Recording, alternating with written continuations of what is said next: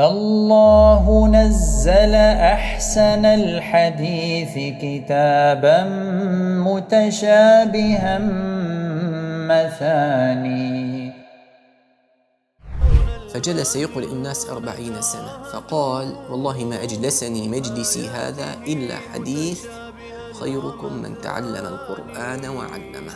قالوا نرتله ب7 أحرف، أكرم بجمع مثقل الميزان. بسم الله الرحمن الرحيم، الحمد لله رب العالمين، وصلى الله وسلم وبارك على سيدنا محمد وعلى آله وصحبه والتابعين.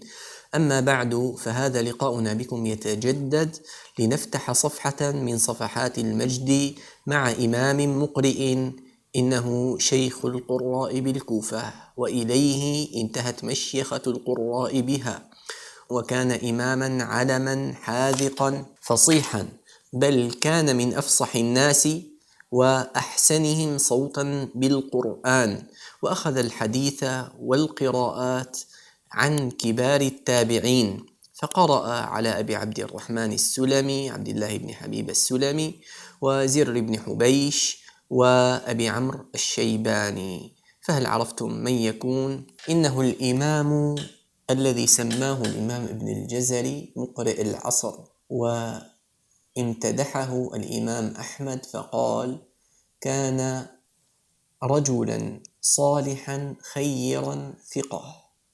وأيضا قال عنه الإمام العجلي: كان صاحب سنة وقراءة رأسا في القرآن. هو الإمام عاصم ابن أبي النجود أبو بكر الأسدي الحناط، شيخ القراء بالكوفة وإمامها الحبر العالم، أحد القراء السبعة. اختلف في اسم أبيه، فقال بعض العلماء اسم أبيه بهدلة، وقيل بل هو اسم أمه، وقيل اسم أبيه عبد الله ولقبه أبو النجود. ولد الإمام عاصم في خلافة سيدنا معاوية بن أبي سفيان رضي الله عنه، وجمع بين الفصاحة والإتقان والتحرير والتجويد. أخذ القراءة عرضا عن عبد الله بن حبيب السلمي أبي عبد الرحمن السلمي، وزر بن حبيش، وأبي عمرو الشيباني. أبو عبد الرحمن السلمي هذا الإمام قرأ على علي بن أبي طالب وعلى أبي بن كعب، وقرأ على عثمان، وقرأ على عبد الله بن مسعود رضي الله عنهم جميعا، وتصدر للإقراء بمسجد الكوفة، فجلس يقرئ الناس 40 سنة، فقال: والله ما أجلسني مجلسي هذا إلا حديث خيركم من تعلم القرآن وعلمه، رحمه الله ورضي عنه. وروى الإمام عاصم الحديث عن أبي رمثة رفاعة ابن يثربي التميمي والحارث بن حسان البكري، وكانت لهما صحبة. وأخذ القراءة عنه أبو بكر شعبة بن عياش، وحفص بن سليمان الأسدي الكوفي، وهو ربيبه أي ابن زوجته، والمفضل بن محمد الضبي، وأبان بن يزيد العطار، وغيرهم. روى عنه الحروف أبو عمرو ابن العلاء البصري القارئ الذي مر معنا، وأيضا الخليل بن أحمد الفراهيدي وحمزة الزيات وغيرهم. قال أبو بكر بن عياش شعبة: قال لي عاصم: ما أقرأني أحد حرفا إلا أبو عبد الرحمن السلمي، فكنت أرجع من عنده فأعرض على زر، يعني أنه أول من قرأ على أبو عبد الرحمن السلمي، ثم لما ينتهي من القراءة عليه يذهب إلى زر بن حبيش فيقرأ عليه. وقال حفص بن سليمان صاحب الرواية المشهورة: قال لي عاصم: ما كان من القراءة التي أقرأتك بها فهي القراءة التي قرأت بها على أبي عبد الرحمن السلمي عن علي، وما كان من القراءة التي أقرأتها أبا بكر بن عياش فهي القراءة التي كنت أعرضها على زر بن حبيش عن ابن مسعود. وقال أبو بكر بن عياش أيضا: دخلت على عاصم وقد احتضره، فجعلت أسمعه يردد هذه الآية يحققها كأنه يصلي.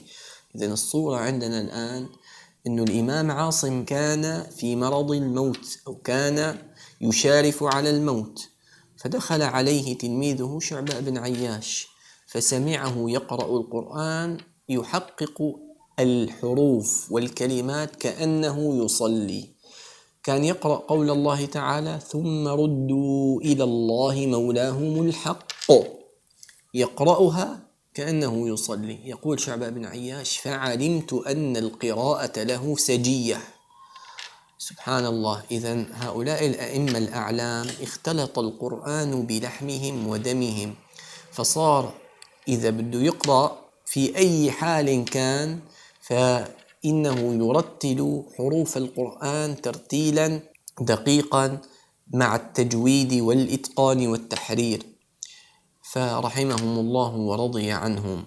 وقال بعض العلماء: وهؤلاء الأئمة كانوا يعيشون مع القرآن حتى اختلط القرآن بلحمهم ودمهم، فكانوا من أشد الناس إتقانا للقرآن، فكانوا يحفظون القراءات كما نحن نحفظ القرآن، رحمهم الله ورضي عنهم.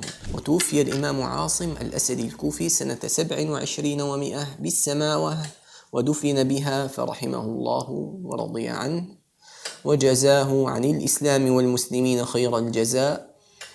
وإلى هنا ينتهي لقاؤنا بكم، لنلقاكم في لقاء آخر إن شاء الله تعالى، وإلى أن نلقاكم نترككم في رعاية الله وحفظه، والسلام عليكم ورحمة الله تعالى وبركاته. ذكر الذي يسقي القلوب حلاوة